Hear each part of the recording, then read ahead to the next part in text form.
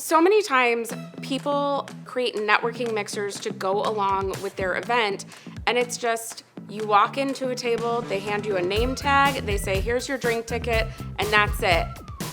And we wonder why people struggle with networking. That's what these facilitated networking sessions solve. They solve that problem of what do people do once they've been handed that drink ticket and are told to go in that room.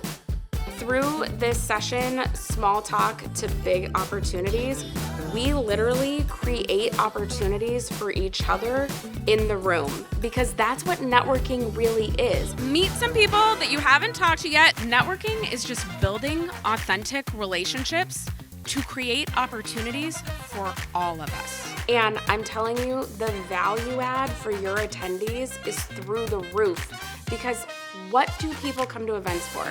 They come to get educated, they come to get motivated, but they come for the people. They come for the connections and the hope that something else will come out of those connections made in the room. Because people want to help. We are going to talk about how do you make those asks so that you can create more opportunities for yourself and other people. That's it. It's so simple.